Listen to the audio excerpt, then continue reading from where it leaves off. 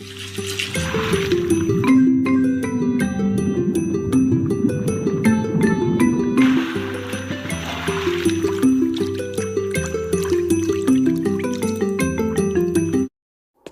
a wild Halloween on PBS Kids. There are some super reader trick-or-treaters knocking at the door. Silly cats and silly hats and frightened dinosaurs. You never can be sure. What was that? Just who you'll see. 'Cause anything can happen on a PBS Kids Halloween. It's a wild Halloween. Begins Monday, October 25th on NJN. Full steam ahead with Thomas and Friends. There are many new adventures and special stories with all your favorite very useful engines. Take to the tracks with Thomas and Friends on PBS Kids. That's a very good idea. Coming up next on KTW. It's Word Girl, word-minded student by day, and crime-fighting superhero, well, during the day too. Word up! Word Girl, weekdays on PBS Kids Go, or watch anytime you want at pbskidsgo.org. Electric company, that's right, come on. Turn on the power of this arcade crew. Living large, doing what they do. There it is. Solving, decoding, they're on the case. Keeping those sneaky pranksters in place. Saturdays at 8:30 on NJN.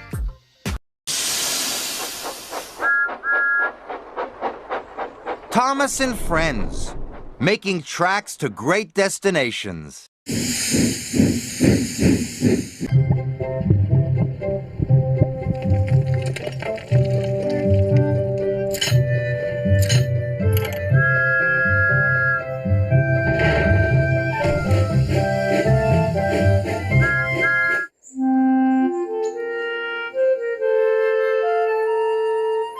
Dear Christopher, here is your friend Thomas the Tank Engine.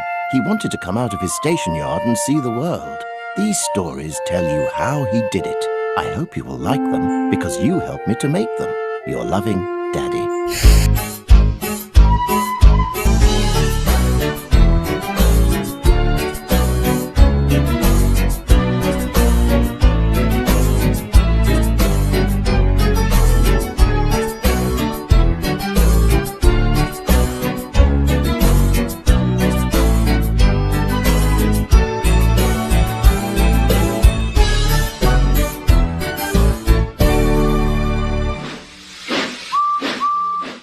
James's discovery.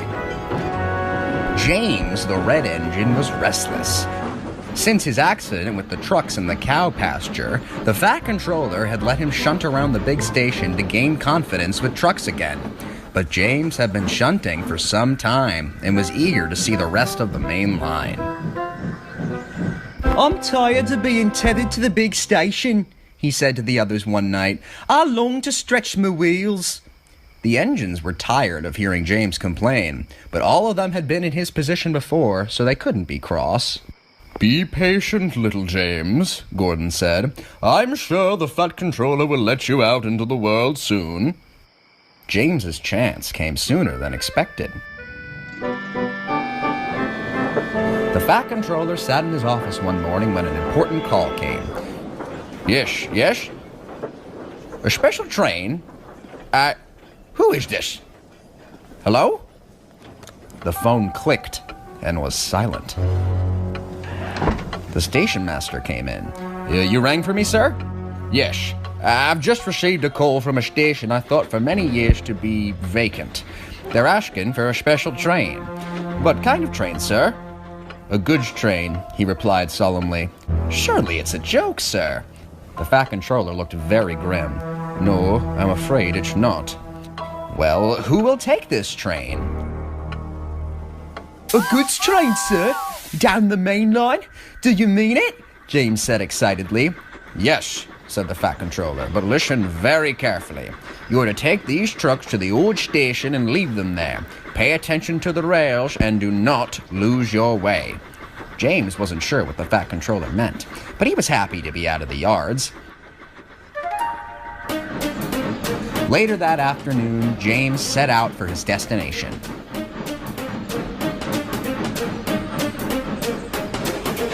James loved it.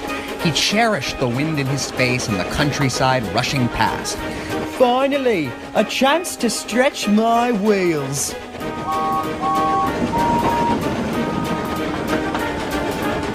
It took some time to reach the old station.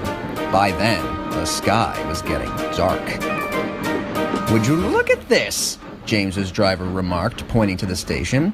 "This used to be the junction to an old branch line, long before you came along, James." "Really? Who ran the branch line?" "An old engine, about the same size as Thomas. He was put out of service a long time ago." "What's happened?"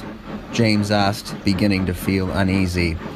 I don't remember exactly," his driver replied. James got the feeling that his driver wasn't telling him something. James and his crew set down the trucks in an old siding. A thick fog was beginning to form.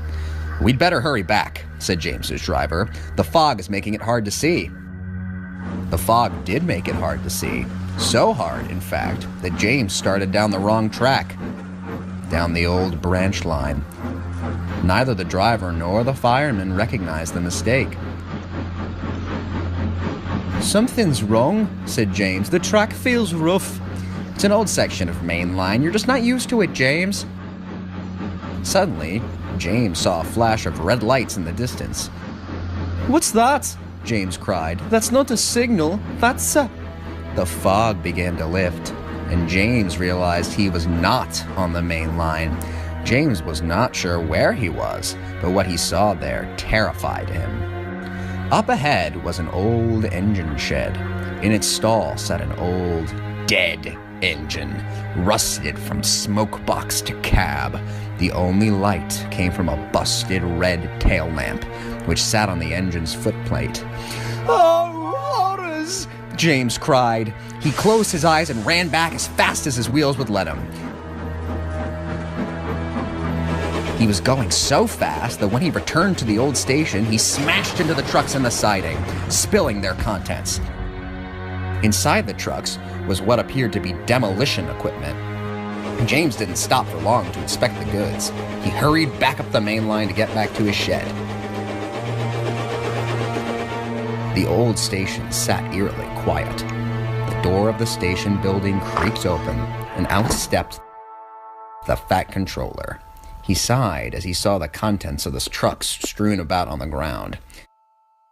"I really hope James wouldn't have cheated us," he muttered to himself. "I've got to correct my mistakes, no matter how old."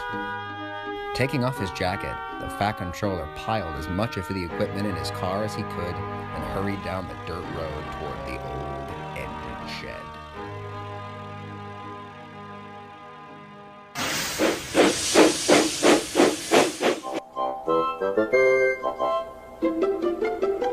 Here are some dots. If we join the dots, we will see one of the engines on Sir Topham Hatt's railway. I wonder which engine that is. Let's join the dots and find out. Here we go. There's a large tender, the cab, and there's the dome. This is a very big engine. It's got a very small funnel. Can you tell who it is yet? Around the buffers and the wheels, it's got lots of wheels. Do you know who it is? That's right. It's Gordon. Hello, Gordon.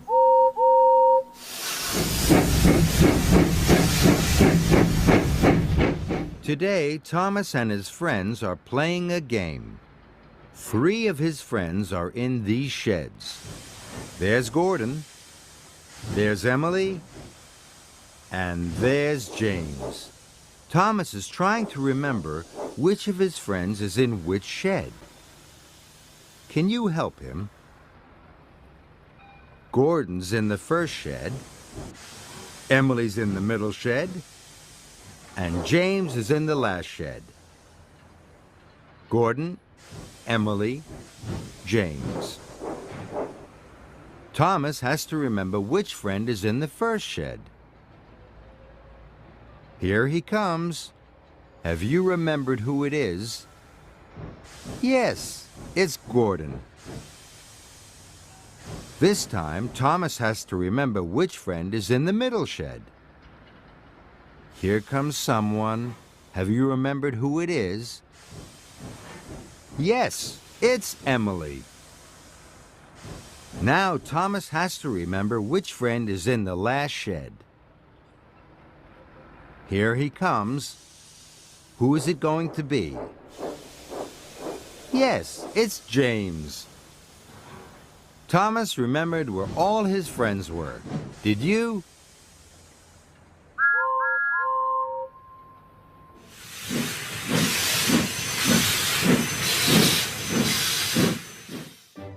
The island of Sodor is a wonderful place. Thomas enjoys puffing all over the island. There are lots of special places to visit. Where's this? That's right. It's the coaling plant. The coaling plant is a very important place on the island of Sodor. All the steam engines need coal, so every day is a busy day at the coaling plant. One day, Thomas had been given shiny new freight cars. He didn't want to get them dirty. So Thomas backed his new cars slowly and carefully under the hopper. But Thomas's new cars wanted to be dirty. So they biffed and bashed just as the coal came out of the hopper. Thomas and the freight cars were covered in coal. But Thomas saw the cars were much happier being dirty. Coal cars are not only dirty, they're heavy. One winter's day, Edward had to work with James. The tracks were very icy. James was in a hurry, but Edward didn't want to rush. James didn't know how very icy the tracks were. His wheels started to slip and slide. James applied his brakes as hard as he could. But it was too late. Luckily, no one was hurt. Working in the coaling plant is dirty work. And some engines like to stay clean. One day, the railway inspector was going to give a prize. James wanted to be in the best place. Then there was trouble. So that's why the coaling plant is very special for James. There are so many special places on the island of Sodor. Next time, Thomas will show us somewhere else.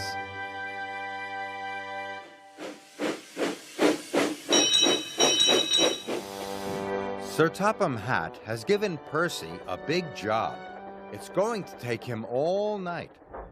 At night, everything looks different. It can be hard to know what things are, so Percy likes to guess. First, Percy has to go to the docks. What can that be? Percy thinks it could be a giant bird. It's very tall. It has a long arm, and it's at the docks. Of course, it's not a bird. It's Cranky the Crane. Next, Percy is pulling his freight car through a village. But what can this be? Percy thinks it could be a strange building. It looks like a block with 2 rows of holes. But buildings don't move, and they can't honk a horn. And those aren't holes, they're windows. Of course. It's not a strange building, it's Bertie the bus. Things do look different in the dark. But you guessed what they were. Well done.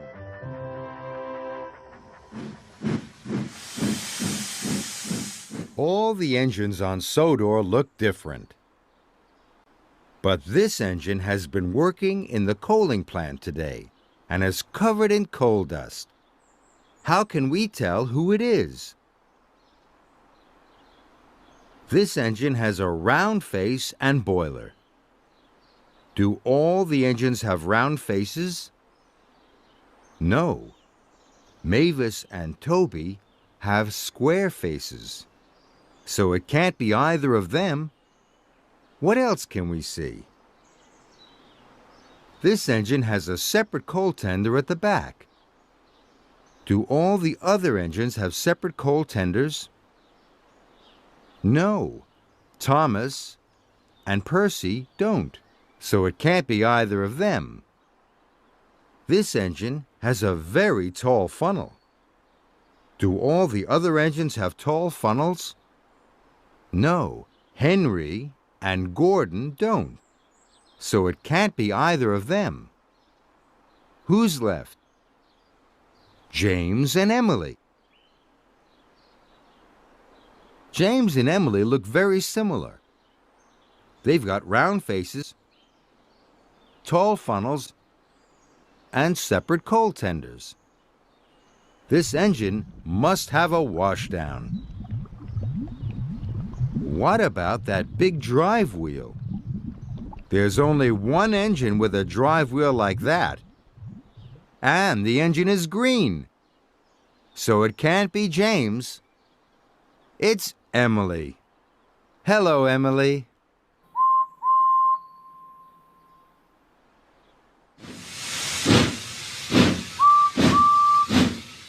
When Henry thinks, he puffs out a cloud of steam. Look carefully at the shape the steam makes. Henry is thinking about one of his friends. Whose shape is this? This friend doesn't have a funnel. And what's that sticking out on either side? They're wings. Henry is thinking about Jeremy the Jet. Now, Henry is thinking about something else. What shape is his steam making this time? It's another of Henry's friends. Whose shape is that? It's very tall and has something hanging down with a hook. Henry is thinking about Cranky the Crane. Now Henry is thinking about something else. What shape is his steam making now? Henry is thinking about something he has seen at the Scottish castle. It's almost square-shaped. And it flutters in the wind. That's right! Henry is thinking about the flag that flies on top of the Scottish castle. Well done, Henry.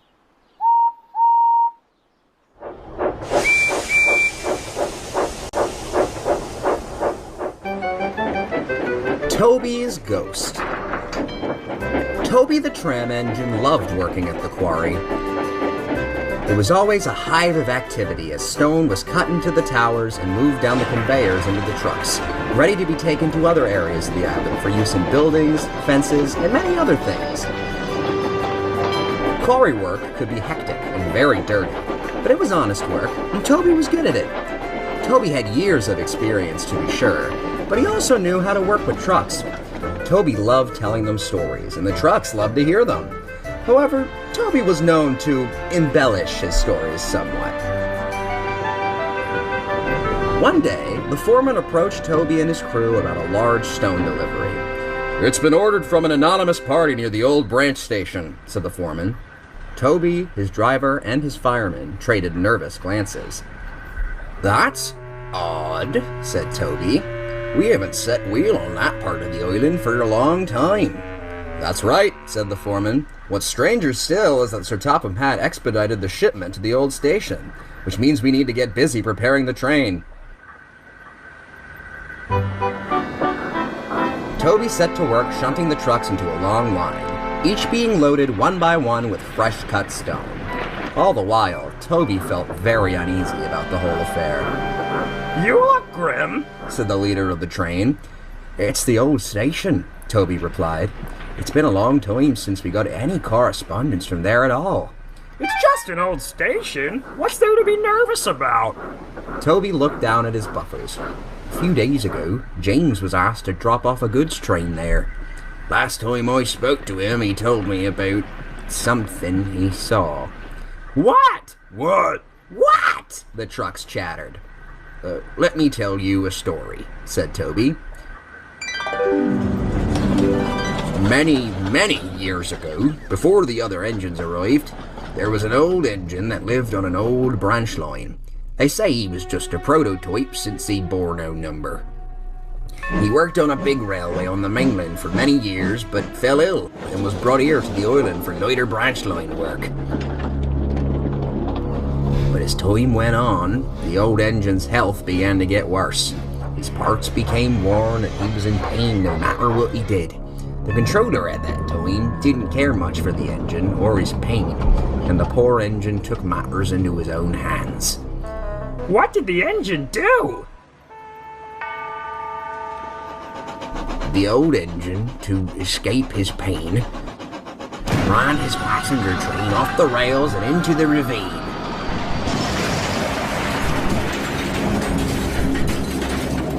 The trucks were horrified. They say his ghost still haunts that old station. That's why I'm nervous. I believe James must have seen the old engine's ghost. The trucks were spooked by Toby's story. Soon, it was time for Toby and the stone trucks to leave for the old station, and the trucks were scared. What if the old engine's ghost is lurking around the old station? They said to one another. What if we fall into the ravine?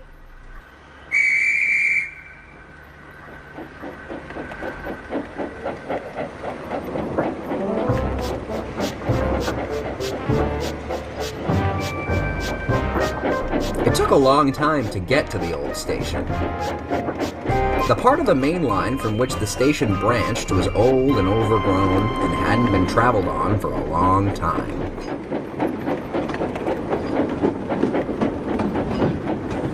Toby pushed the trucks into the siding and prepared to leave to go back to the quarry. The trucks didn't want him to go. Where are you going? They cried. You won't be able to be unloaded until the morning, said Toby. We have other trains to prepare for the morning. I'll come back for you tomorrow. Suddenly, they heard a strange sound coming up the branch line. It sounded almost like an engine, but there weren't any engines around. Who's there? Called Toby's driver. But there was no answer. The sound became louder, but now it was the sound of squeaking metal, like a rusty wheel that hadn't been oiled for a long time. Toby and the trucks were completely silent, looking all around them for the source of the noise. Then, at the crest of the hill leading to the branch line, they saw the silhouette of an old engine. Toby backed up quickly to the trucks to get away. They all stood quivering. It's the ghost engine! The trucks cried. A spotlight flashed on.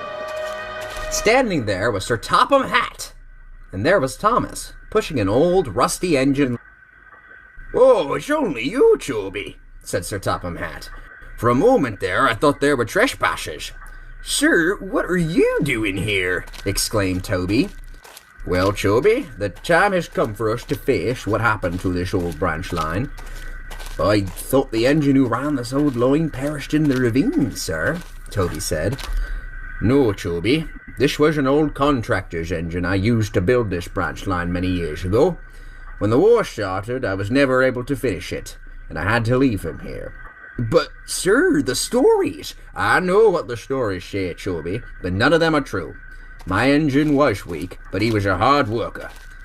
It broke my heart to leave him here, but I was needed elsewhere. Sir Topham Hatt sounded close to tears. He lived a good life on his little branch line, and now I'm rebuilding it in his honor.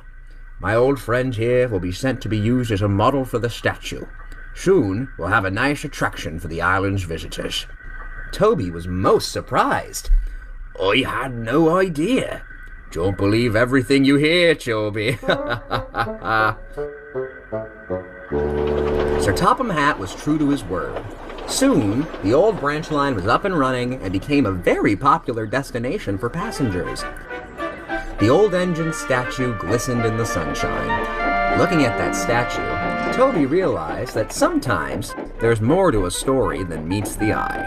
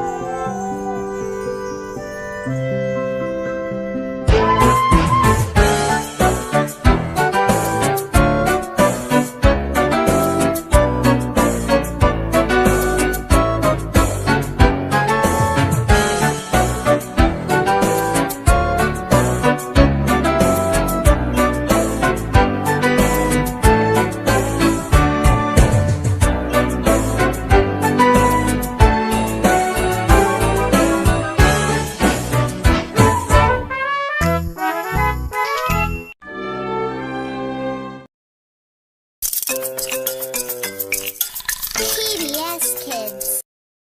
Scientist in the house. It's Sid the Science Kid on PBS Kids. Did you hear the one about the kid who wanted to know everything about everything? That's you! He investigates. Let's go get some answers. Inquires. Have you ever seen a chart? And explores the big questions. Banana, why did you have to go and get all brown and mushy?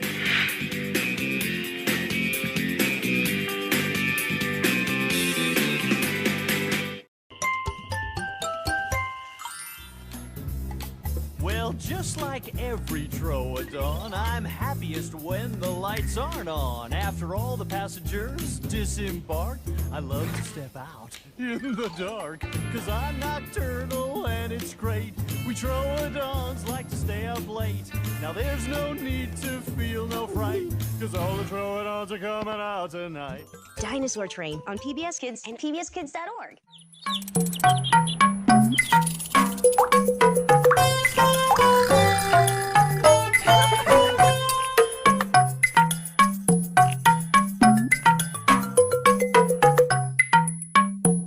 Hi there, Dash here. I've got a great dancing game for you at PBSKids.org. Let's dance along. Come on, it's time to dance. Get on your feet and dance. Dance party, dance, dance party. Dance party, dance, dance party. Are you ready? Dance along and see if you can figure out the pattern. Kangaroo goes jump, jump. Kangaroo goes jump, jump. Jump, jump, jump. Frog ribbits and we wiggle. Frog ribbits and we wiggle. Ribbit, wiggle, wiggle. Kangaroo goes jump, jump. Kangaroo goes jump, jump. Jump, jump, jump. When a frog ribbits, what do?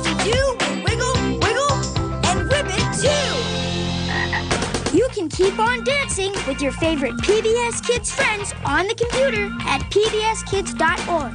Thanks for dancing. Gotta dash. Hi, it's me, Hooper. Can you guess where I am today? Where is he going? What will he do? Where in the world is Hooper? My first clue is I'm visiting a place where people come to see animals, but it's not the zoo. And here's another hint. There are lots and lots of fish in this place, but you can't catch them. Oops. Now here's the final clue from the dinosaur train. There they are! Whoa! Great clue! You can look at the fish through glass. Now let's go over those clues. I'm visiting a place where people come to see animals. Lots of them are fish. And you can look at them through glass. So, did you guess where I am? That's right! I'm at the aquarium! Hey, fishy, fishy, fishy! We want to know what's at the center of the earth. It's probably cheese. Not only can Martha speak, she really digs adventure. No digging in the yard. How else can we find out? Martha Speaks, weekdays on PBS Kids or watch anytime you want at pbskids.org. Miguel Santos doesn't always agree with his sister Maya. That's a great idea! No. She's willing to change his mind. Oh, please, Miguelito. Oops. You get used to her. Eventually. Watch Maya and Miguel every day on PBS Kids Go. Wow, that's a pretty good idea. The dynamic duo, every evening at 6 and 8:30.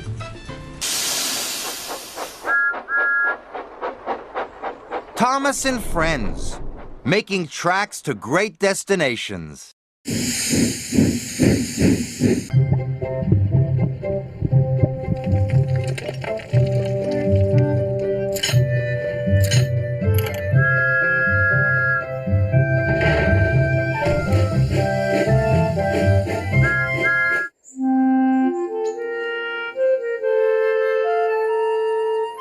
Dear Christopher, here is your friend Thomas the Tank Engine. He wanted to come out of his station yard and see the world. These stories tell you how he did it. I hope you will like them because you helped me to make them. Your loving Daddy.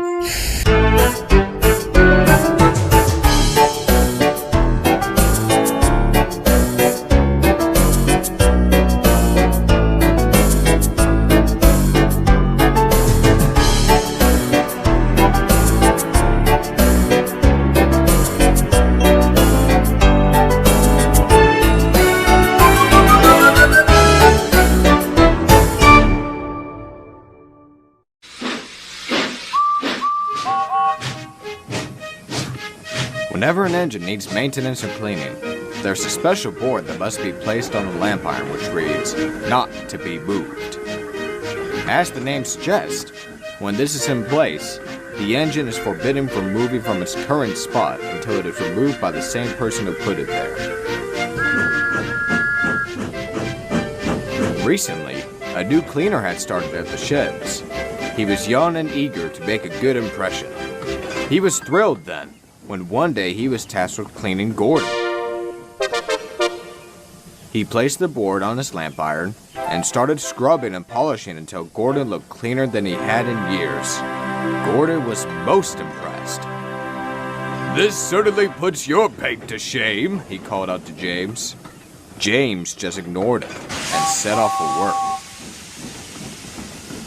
Later, a group of workmen were heading into the nearby town for breakfast and invited the cleaner to join them.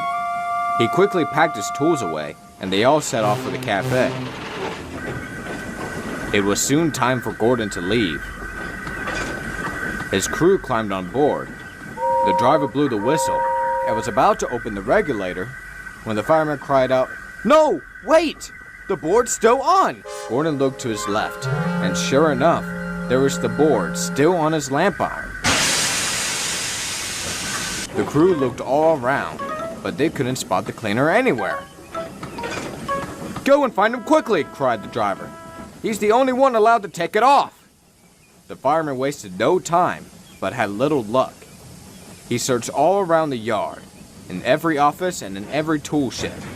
He was about to give up when he saw the cleaner returning with the workmen. He ran over and marched him straight towards Gordon. He was most apologetic and quickly took the board off. But by then, Gordon was already running late. He screeched into the station and banged into his train. Hurry up, he bellowed to the passengers. The guard's whistle blew, and Gordon started so quickly, his wheels could barely grip the rails. His bad luck worsened as he tried to make up for lost time. Every signal seemed to be against him, and had to wait for other trains to clear his line. But finally, he arrived at the other railway, an hour late. Gordon's boiler pressure had never been higher. Incompetence! He bellowed at the sheds that night. How on earth did he find a job here? Oh, they'll hire just any dim-witted. Oh, be quiet, cut in Henry.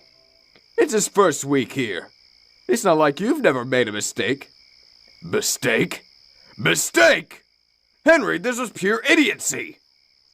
He shouldn't have been anywhere near a railway. Never mind near engines. The other engines all stayed silent. They knew it was better to just let Gordon get it out of his system and let him rant himself to sleep. But by morning, he was still fuming. Try to be on time today, chortled James. Gordon's face was bright red with rage. Oh, that's a nice color. That really does put my paint to shame. And he ran off laughing before Gordon could reply. Soon, the cleaner walked over to Gordon and placed the board on his lamp iron. I wanted to apologize again for yesterday. The foreman's asked me to. His voice trailed off as he saw Gordon glaring back at him. He wasn't sure, but he swore he could see fire in Gordon's eyes. I'll leave you to it. And he walked away as quickly as he could. Gordon was soon due to leave, but the board was still in place, and the cleaner was nowhere to be found. He's done it again, cried the driver. Go try the cafe quickly. There's no time for that, snapped Gordon. I refuse to be late a second time. Now just take this thing off and we can leave. The crew looked at each other and gave in. The fireman took the board away, and Gordon charged towards the station. When he arrived, he backed down onto his train with a loud clang. Get in, come on, he shouted at the passengers. The driver, however, looked back. He thought he could hear a quiet wailing sound coming from underneath the tender. He and the fireman climbed down and peered underneath. To their horror, they found the cleaner, holding onto Gordon's tender frames for dear life. Get him out, cried the fireman. They quickly pulled him out, and by a miracle, he hadn't been hurt. How on earth did you get there? Asked the driver. But the cleaner was too shaken to talk. So the station master escorted him into his office and phoned for an ambulance. Gordon, meanwhile, was completely pale and didn't speak a word for the rest of the day until... Gordon!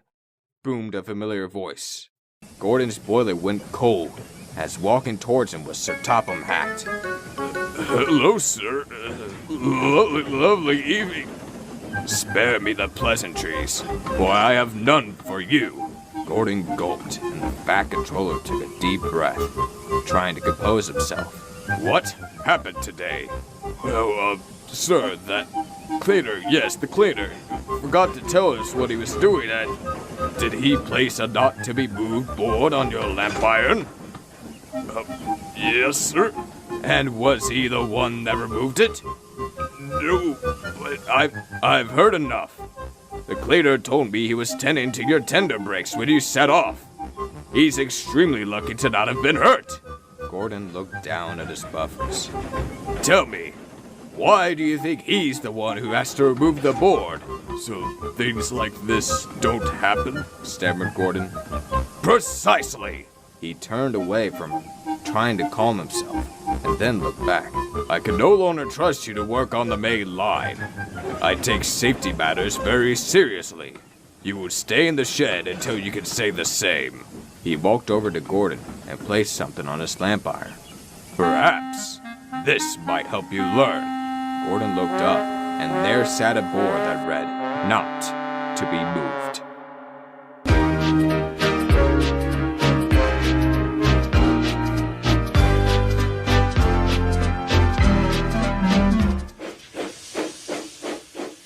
Emily is ready to leave the station. She is tingling with excitement. What's Emily pulling today? Emily is chuffing out of the station pulling buckets and spades. Emily chuffs out of the station pulling buckets and spades and a big beach ball. Now Emily chuffs out of the station pulling buckets and spades, a beach ball, and a stripy sun umbrella. Can you remember what Emily is pulling today? Emily chuffs out of the station pulling buckets and spades, a big beach ball, and a stripy sun umbrella. Can you guess where Emily is going? Emily is puffing to the seaside. Have fun, Emily!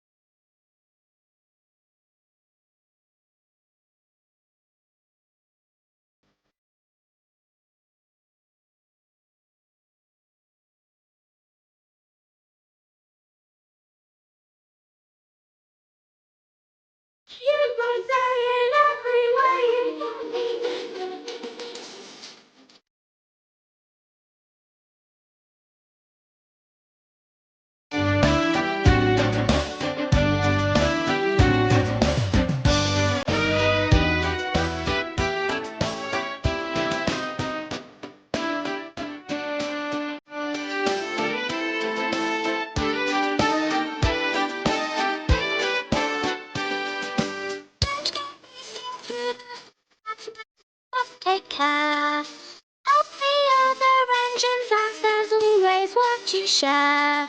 Take on coal and water to see you through the day, and you'll get used to doing everything up above.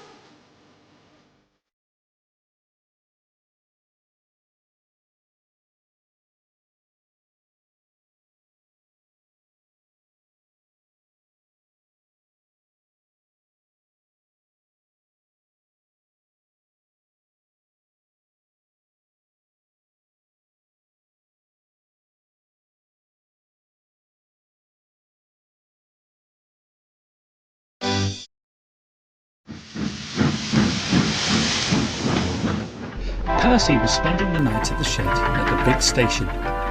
He was due to take trucks back to Thomas's branch line the next morning, and the bigger engines were glad to see him. "Well, well, little Percy," said Gordon grandly. It's nice to have you with us for a change. I trust you, Thomas, and Toby are running that branch line of yours efficiently. I think so, Gordon, Percy replied, though he wasn't quite sure what efficiently meant.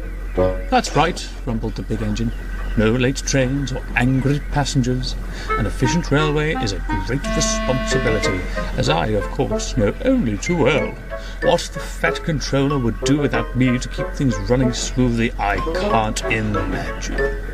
Henry and James do their best, but someone has to keep a responsible eye on things. It must be splendid to race along with a train of heavy coaches, sighed Percy enviously.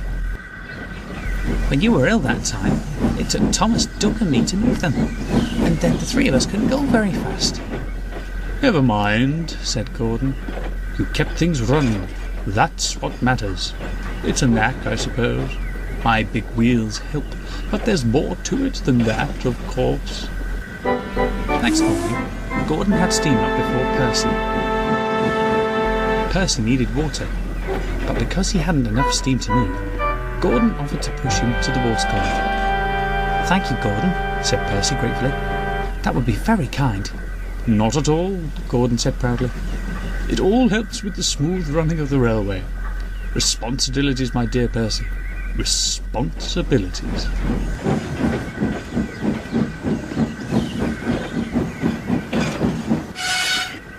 Percy had a long drink. Soon, his steam pressure had risen nicely, and he was ready to go and find his trucks. Gordon, meanwhile, hadn't returned to the shed. He dozed in the sun until it was his turn to take water. Percy moved away.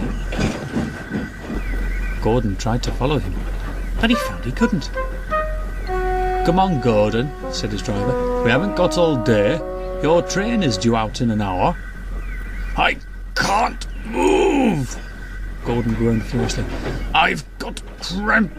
I can't move my pistons. Percy's driver came to see what was the matter. Jammed valves, I reckon, groaned Gordon's driver. The fireman went to find an inspector, and Percy buffered up gently to Gordon's front. Puffing hard, he managed to push Gordon back into the shed, and then went quietly to fetch his trucks. He didn't say anything. Somehow it didn't seem tactful. Later, when Percy met Thomas at the junction, he told him what had happened. Poor old Gordon, chuckled Thomas. But that's what it is to have responsibilities. And the two engines puffed off to run the branch line as efficiently as they knew how.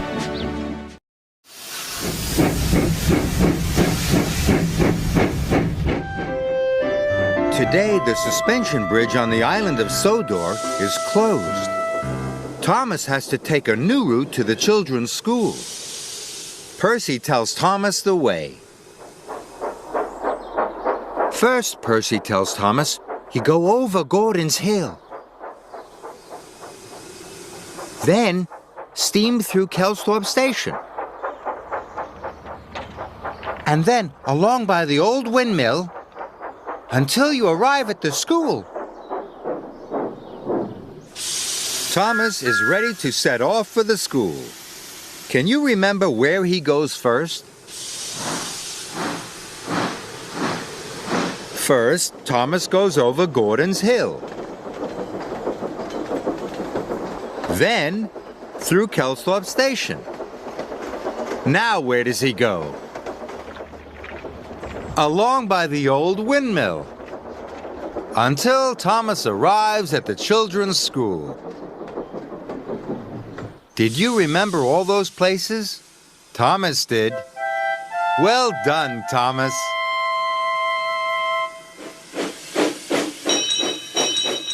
Gordon, James, and Thomas are all at the repair yard. Each engine has a different problem. Can you guess what will make them feel better? There's some coal, some water, and some oil. Gordon is making a funny noise. His wheels are squeaking. Do you think some coal will make him feel better? No. Coal won't stop Gordon's wheels squeaking. It will make them dirty. What about water? Will that stop Gordon's wheels squeaking? No. Water won't stop Gordon's wheels squeaking. It will make them rusty. What about some oil? Yes. Oil has made Gordon's wheels stop squeaking. He feels much better. Now look at James. His face is as red as his body.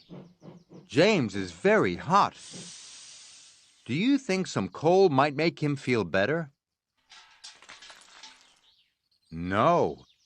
Coal won't make James feel better. It will make him feel even hotter. What about some water?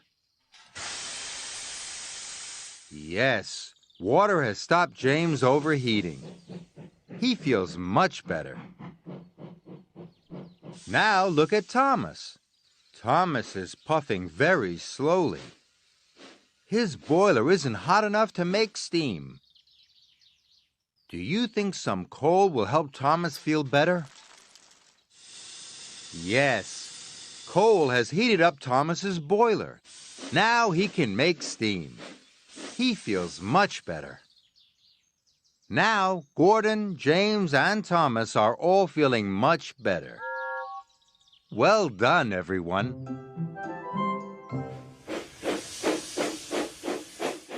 James was cross. The fat controller had sent him to collect Welsh coal for Henry. He grumbled as the trucks bounced about behind him. This is not fair. I have to cover Henry's trains when he's sick. And now I'm his errand boy? Ridiculous. When the Welsh coal arrived, Henry was delighted. He'd never felt so well in his life.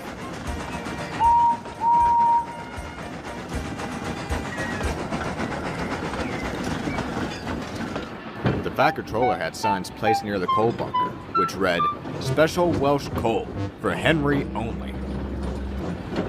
The other engines understood and respected this, all except James. Look at him swanking about, James complained to Edward. I fetched it for him. And I don't even get a thank you. I'm sure it's appreciated, Edward smiled. I must admit that coal has done wonders for Henry. Imagine what it might do for us. Edward meant this in jest, but James smirked. I wonder. Get that idea out of your smoke box, frowned Edward. You know full well not to take that coal. Poor Henry has suffered enough. He doesn't need you pilfering the one thing that's making him better. James said nothing more, but he began scheming. Over the next few days, James pestered his crew about the coal. But no matter how he asked, the answer was always no. But James was persistent and wouldn't relent.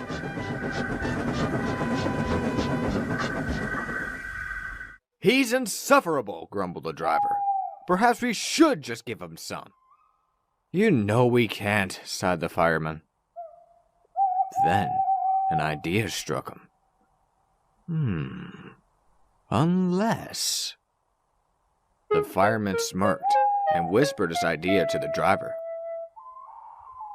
The next morning, James' crew came early to the sheds. He was surprised to see them. You know, old boy, whispered the driver, you're right. You do deserve some of Henry's coal. Let's hurry to the bunker, but keep quiet. We'll be loaded up and away before anyone notices. James was giddy, but did his best to contain his excitement. James backed down to the coal bunkers. He couldn't see what his fireman was doing, but didn't give it a second thought as he sizzled happily. I'll show them, he thought cheekily. What James didn't know was that his fireman was shoveling regular coal into his tender. James had forgotten that the regular coal bunker was right next to Henry's. Soon the fireman was finished. Right, James, he said. Off we go. James puffed away as quickly and quietly as he could. He arrived at the big station, full of pride. He had plenty of steam. It was so early that his train wasn't ready. Never mind, he scoffed. I'm so strong, I'll have this sorted in no time.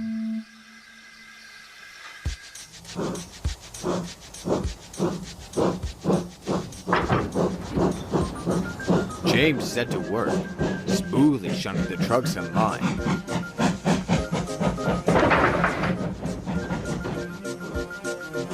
The trucks were surprised, but didn't want to jeopardize the newfound respect they were receiving. Soon, all was ready, and the guard blew his whistle. Here we go, James chortled. The trucks couldn't have held back if they wanted to. James took off like a rocket. James sped down the line. Hillsides and houses were a blur, and children pointed in amazement as he passed. Perhaps this wasn't such a good plan, remarked the fireman. The driver, trying to keep his balance, said nothing.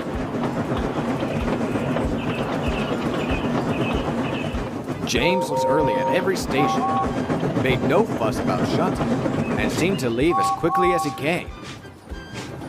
Every passenger was quite surprised.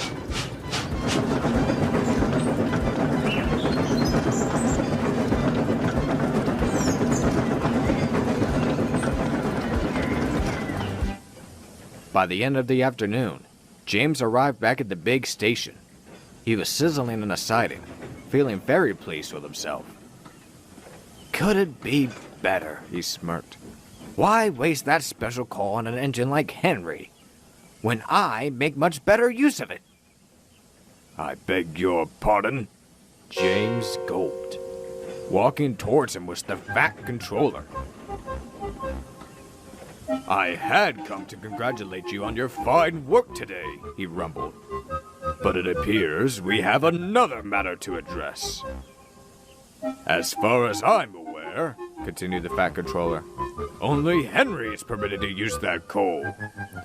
Now tell me, is your name Henry? No, sir.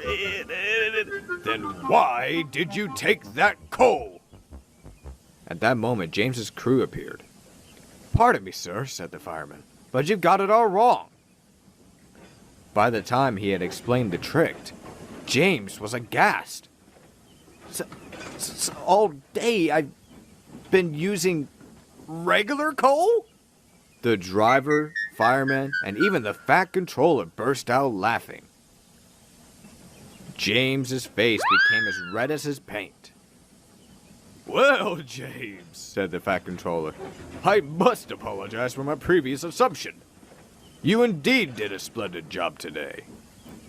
I'll have you know hard work does not go unappreciated on my railway.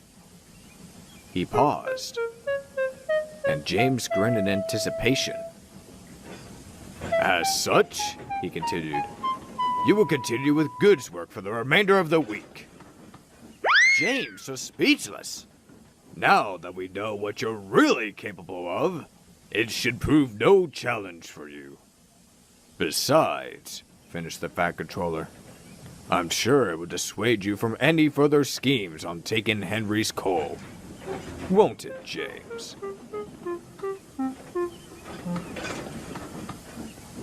James did stay on goods work, and he hated it. But he wasn't about to disappoint the fat controller. He worked hard all week and was thankful when it was over.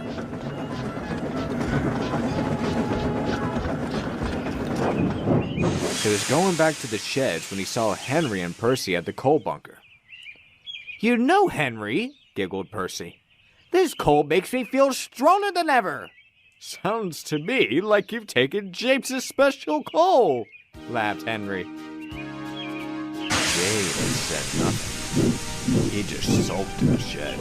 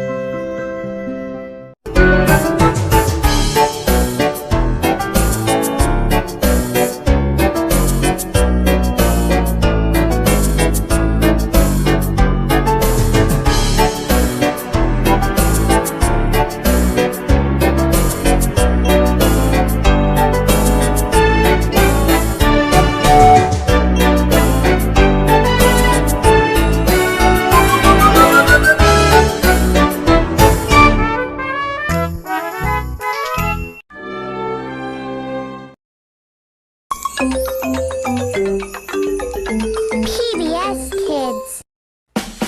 Want to hear some dynamite dino news? We want to hear it! Dinosaur Train is on weekdays. Really? You kidding? Yeah! Catch Dinosaur Train weekdays on PBS Kids or watch anytime you want at pbskids.org.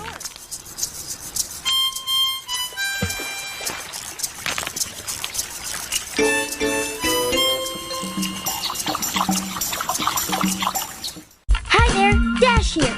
I've got a great dancing game for you at pbskids.org. Let's dance along. Come on, it's time to dance. Get on your feet and dance. Dance party, dance, dance party. So, dance party, dance, just dance party. Are you ready? Now dance along to my song. Follow me and jump to the beat. Jump, jump, jump, jump. Follow again and slide real sweet. Slide, slide, slide, slide, and freeze. Follow me and bounce up and down. Up and down, up and down. Follow again and twist around. Twist, twist, twist, twist, and freeze. You can keep on dancing with your favorite PBS Kids friends on the computer at pbskids.org. Thanks for dancing. Gotta dash. Dash, just dance party. Hi, it's me, Hooper. Can you guess where I am today? Where is he going? What will he do? Where in the world is Hooper? Here's a clue to where I am. It's a place where there's lots of water, but it's not a swimming pool. Let's see. Here's a good hint. If you like cars, you can see plenty of them right here. And just because I don't have a car doesn't mean I can't honk. Let's get back to the guessing game. Here's the third clue from Curious George. You don't mind if I wash my car while you wash your truck, do you? Great clue! It's the place where there are dirty cars that get clean. So I'm at a place where there's lots of water, where there are cars and dirty cars that get clean. So did you guess where I am? You guessed it! I'm at a car wash. I wonder if they want to borrow my soap. If you like Fetch, you might also like Arthur. You'll love his friends. Ta-da! And his family. He's one cool aardvark, and you can only find his show on PBS Kids. It's a lot of fun. Check your local listings for Arthur, or watch anytime online at pbskidsgo.org. It's Sid the Science Kid. You have muscles all over your body. I think I'm gonna have to investigate this more at school. It's Sid the Science Kid weekdays on PBS Kids or watch anytime you want at pbskids.org. At PBS Kids, you'll meet friends with wings. Wait for me. Sharp teeth. And an appetite. What do Tyrannosaurs like to eat? Meat. Watch Dinosaur Train on PBS Kids and at pbskids.org. Thomas and Friends, making tracks to great destinations.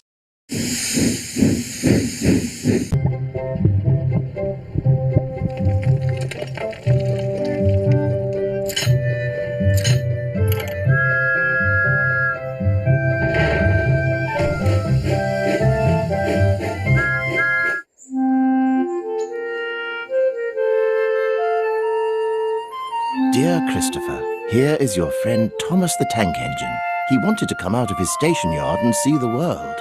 These stories tell you how he did it. I hope you will like them because you helped me to make them. Your loving Daddy.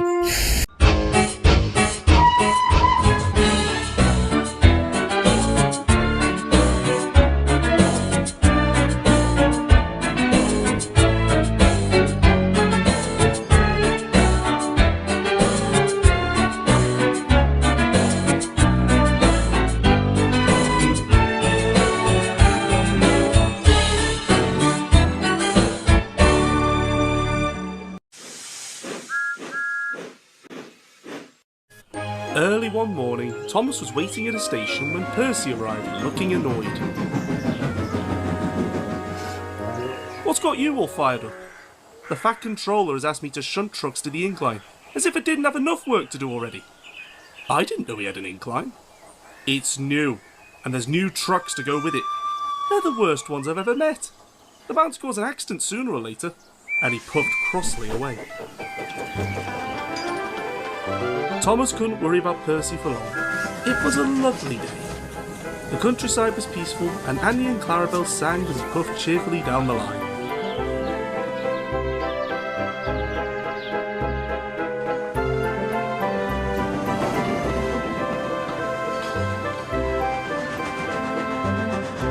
But when Thomas reached the junction, Percy was nowhere to be seen. Maybe he does have too much work, he thought to himself.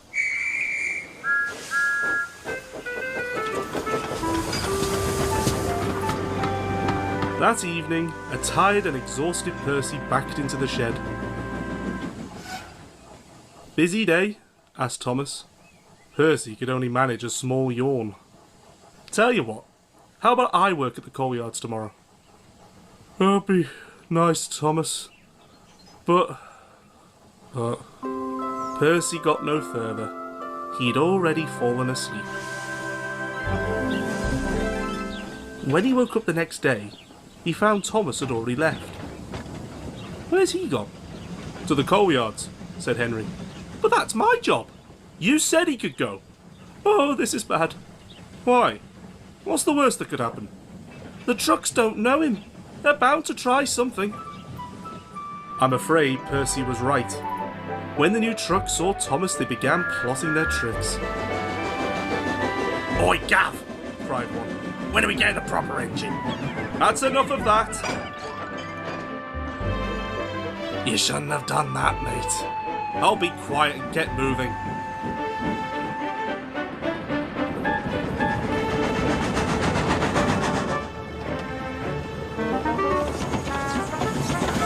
He took them to the bottom of the incline to be sent up.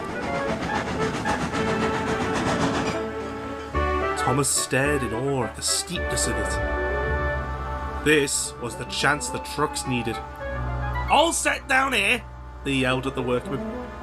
The workmen started the winch, not realising that Thomas was still coupled at the back. Oh no! Cried Thomas. His driver applied the brakes, but his wheels just slipped on the rails. Higher and higher, called the trucks.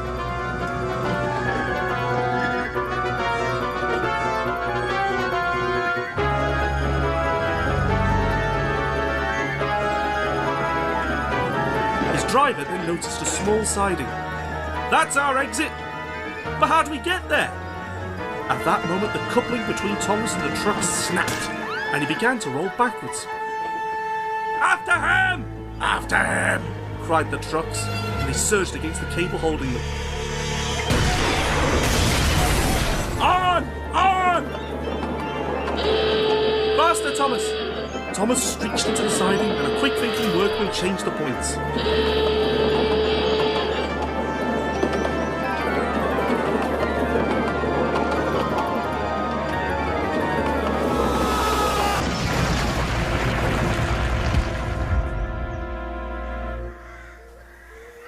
A little while later, Thomas heard a whistle at the bottom of the hill.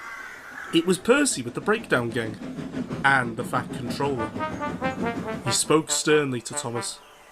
While I appreciate you trying to help Percy, I'd much prefer if incidents like this could be avoided in future. Yes, sir. Sorry, sir. It wasn't long before Thomas was back on level ground again. Thank you for helping, Thomas. Oh, it's alright. You should try going up there yourself sometime. It's a lovely view. Percy rather hoped he'd never have to. Thomas is arriving at his favorite station. But today, Thomas knows that something about the station has changed. Can you help Thomas find out what it is? Take a look. What's new about the station today? Is it the benches? No, the benches aren't new. The benches were at the station yesterday. What else could be new at the station? What about those posters? No, the posters aren't new. The posters were at the station yesterday. Thomas is sure something has changed. What else could be new? What about those hanging baskets?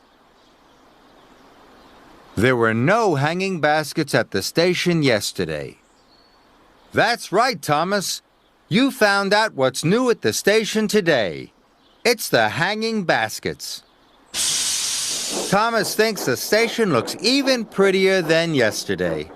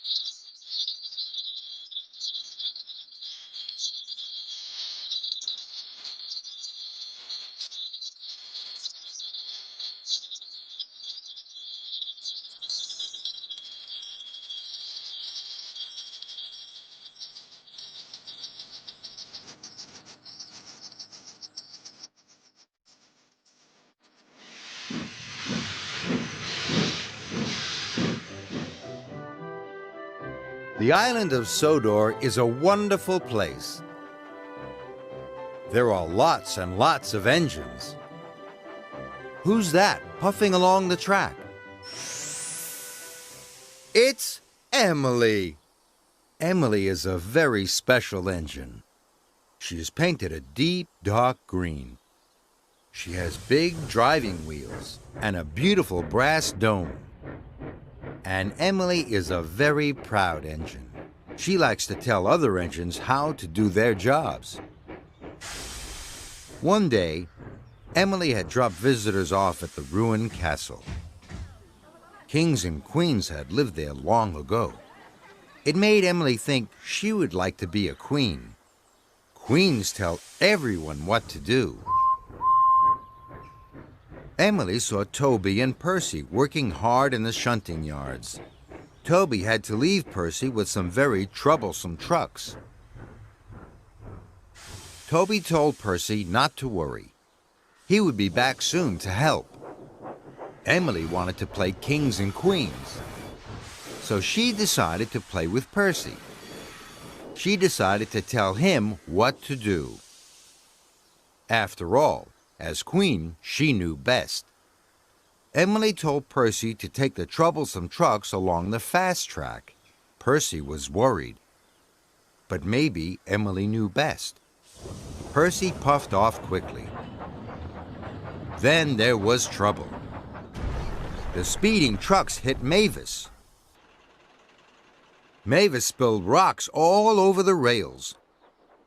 And a truck knocked over a telephone pole. Then Toby ran into the pole and was derailed.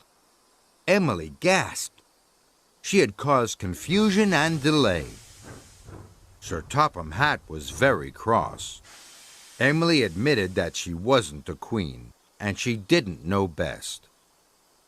But Emily always likes to be with the other engines.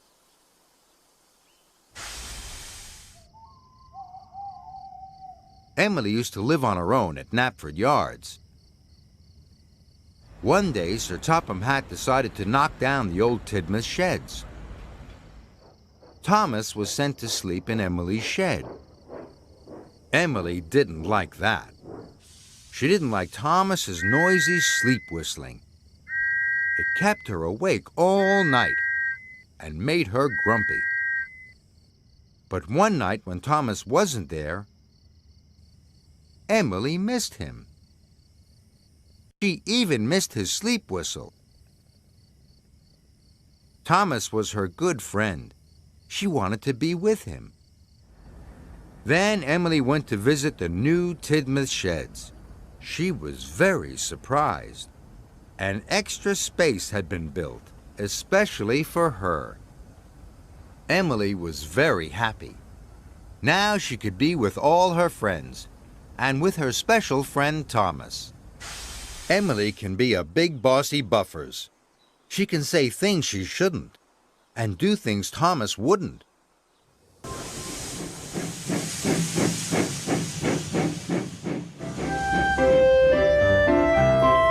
Thomas is a hard-working steam engine. Steam engines make lots of different sounds, and the sounds sound different in different places. Thomas's whistle sounds like this in the countryside. But what happens when he's in the quarry?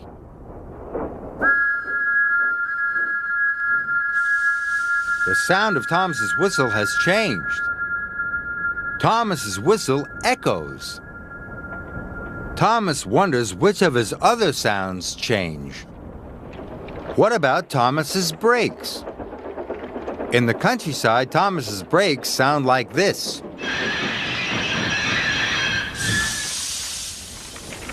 But what happens when he's in the quarry?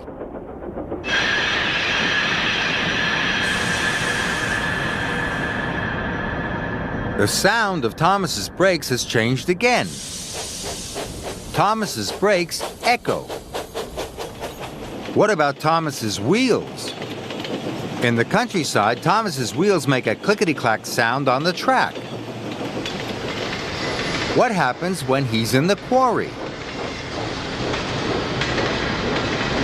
The sound of Thomas's wheels has changed again. Thomas's wheels echo. Thomas is only one engine, but he can make a lot of different sounds. Percy is excited. He is going to look for some hidden treasure. This map will help Percy find the treasure. The treasure is hidden under the red cross. The dotted line will lead Percy to the cross. Percy is ready to go. Can you help him? Percy has come to a junction. Which way should he go now? Should Percy go towards the hill or towards the lake? The dotted line goes towards the hill. That's right. So Percy should go that way. Percy has come to another junction. Which way should he go now? Should Percy go towards the castle or towards the farm? The dotted line goes towards the castle. That's right. So Percy should go that way. Percy has arrived at the castle. He's very near the treasure now. Which way should he go next? Towards the village or towards the cross? That's right. Percy has found the treasure, but he couldn't have done it without you. Well done, everyone.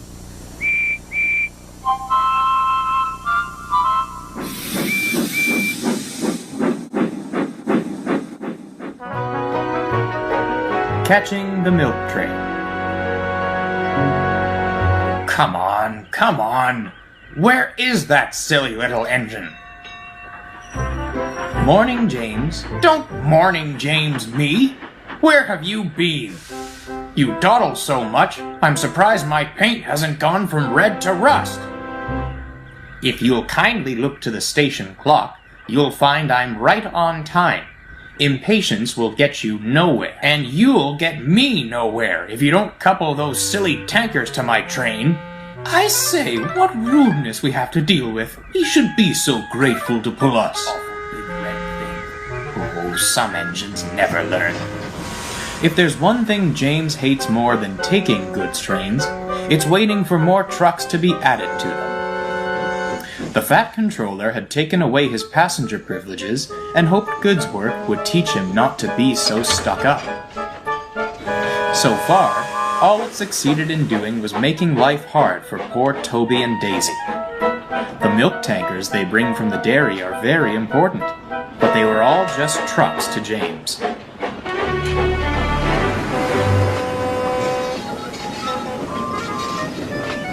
It's ridiculous. You'd think this milk was bound for the Queen herself with all the fuss made over it. I can't believe my coaches have been taken away for this. Will you quit your boiler aching? Just be glad you've got any work to do at all. Besides, you'd be treated like a celebrity if we were on the Great Western. The milk train was a great source of pride for us. You'd be honored to be able to take it. If you hadn't noticed, we're not on the Great Western, and I'm not proud to be pulling these rotten trucks. If you like them so much, then take them away. Now, the milk tankers are not like other trucks on Sodor. They don't have minds for mischief and go quietly wherever they are pulled, but they don't stand for rudeness. It seemed they had finally reached the end of their couplings with James. One more ride with Old Red and my buffers are sure to fall off. We're above this sort of treatment. We carry precious goods, you know. If he treats us poorly even when we do come quietly, then perhaps it's time for tactical procedures, old boys. You're not suggesting... Exactly that. Who's with me? And so, the tankers put their plan into action. The constant delays landed James in hot water with the Fat Controller and the dairy manager. Their message to him was blunt. You'll keep pulling goods trains until you learn to keep to time. And that had better happen soon, or I'll take my business to the lorries. James was determined not to let that happen. He tried and tried, but the tankers continued to give him grief. One morning, he arrived later than ever at the big station. To make matters worse, Duck had been called away to help with a breakdown up the line. James had to shunt the trucks himself. He soon found himself face to face with the tankers. "Dearie me, Big Red, I thought you were meant to be reliable. Milk cannot be delayed, my boy. Perhaps we should let the lorries have a go." "That's enough!"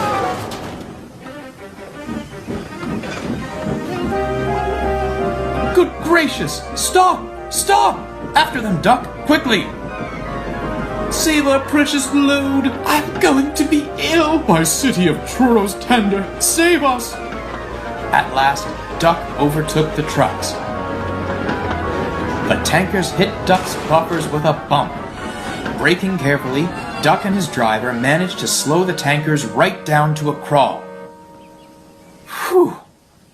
No crying over spilt milk today, lads.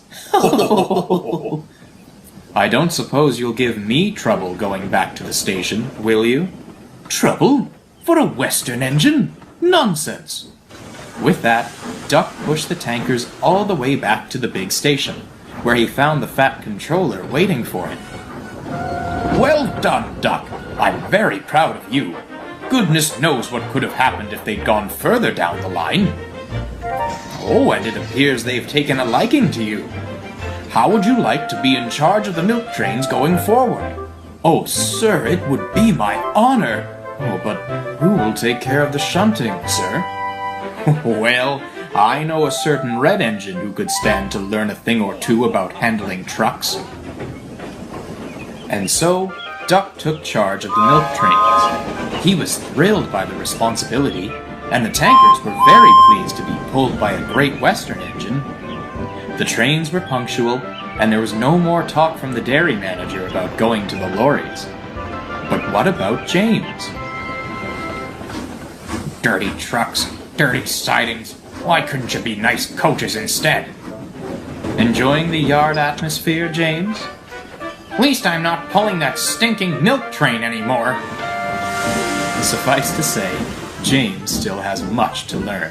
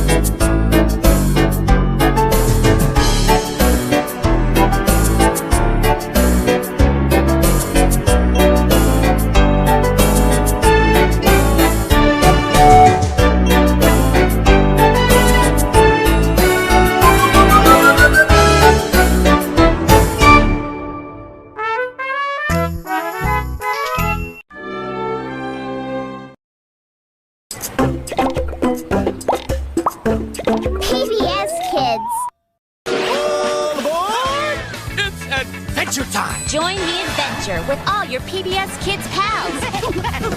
Doesn't that sound great? Weekdays on PBS Kids or anytime you want at pbskids.org.